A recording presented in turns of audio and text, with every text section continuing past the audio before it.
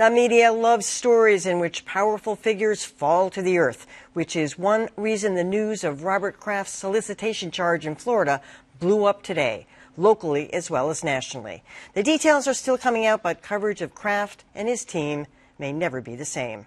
Adam Riley has more.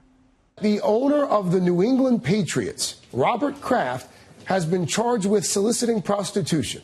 An embarrassment under any circumstances, but in this case, the details are especially lurid. Allegations of not only prostitution, but sex trafficking and tentacles that have reached from New York to China.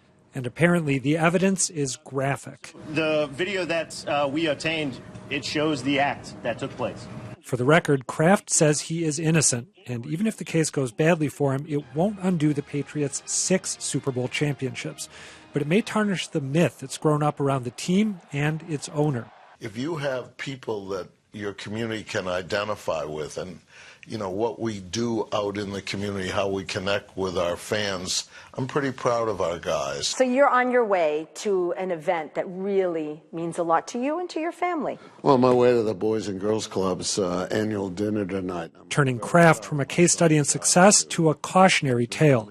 Still, if the story takes an unexpected turn, the media's focus could shift. I'm also told that Robert Kraft is not the biggest name involved down there in South Florida, and we'll see what police turn up. And right now, Kraft and the Patriots might not mind seeing someone else in the spotlight. Well, once again, it's a case where we don't know Bob's Kraft version of events, but the police in Jupiter, Florida were very certain about what they saw on tape. They said Bob Kraft was very familiar with this particular spa. It appears it's like this could be a public relations nightmare. I mean, as I said, I'm not brushing off prostitution, especially in this case because it sounds like it was underage. But if he had just owned up to it, he might fare better in the media and elsewhere. One of the things that I tried to do after hearing this story, I danced back and forth between the 2 sports talk radio stations here in Boston to get a sense of how they were treating this story. And it was very difficult for them. This is someone that everyone typically, they might beat up on a lot of people, but he's revered in this community. So they had a very difficult time wrapping their heads around this story, and you saw that hesitation in their voices. The other thing that I thought was telling was that they seemed to be, all the hosts that I was listening to, seemed to be trying to separate prostitution from sex trafficking and say, the coverage, this should be separated from it and only this should be covered and this is nothing. But we know that those outside of the area are probably going to blow up the coverage of sex trafficking. So it's almost as if there was a sense that we can't report the worst part of this. Mm-hmm. We have to go with something that's more benign. Prostitution is more benign than sex. Exactly.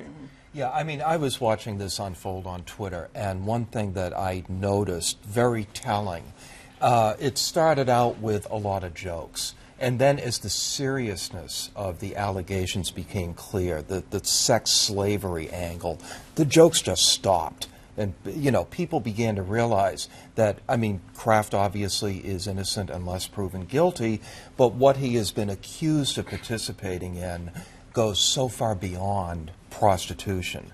The other thing that's kind of interesting is I ended up in a conversation on Twitter with Todd Wallach of the Globe and a couple of First Amendment lawyers, and they were speculating that if this had happened in Massachusetts rather than Florida, Kraft's name might not have gotten out. It would have eventually, but not yet. But Florida's public records laws are so much more progressive than ours, and this may be another or case regressive, of that. Depending on your point of view. Well, regressive from the Kraft's point of view, that's for sure. I immediately thought, I don't think this would happen if Myra Kraft were alive.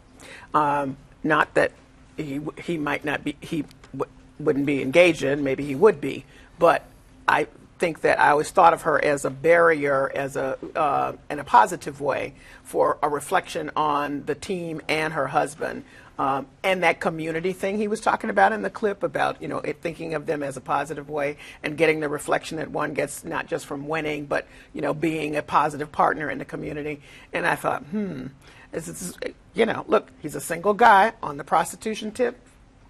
Bad news, but he can do what he wants within the law. But the sex trafficking is a whole other thing, and I do think that the coverage maybe has always been just a reflection on him from the team's success and not from a personal thing. And maybe now will change. Yeah. Well, look, the best he can hope for is coverage that's responsible. And what does that mean? Well, responsible news organizations would give these charges, for which evidence has been alluded to but not shown yet, equal standing with the denials. He's presumed innocent, as Dan mentioned.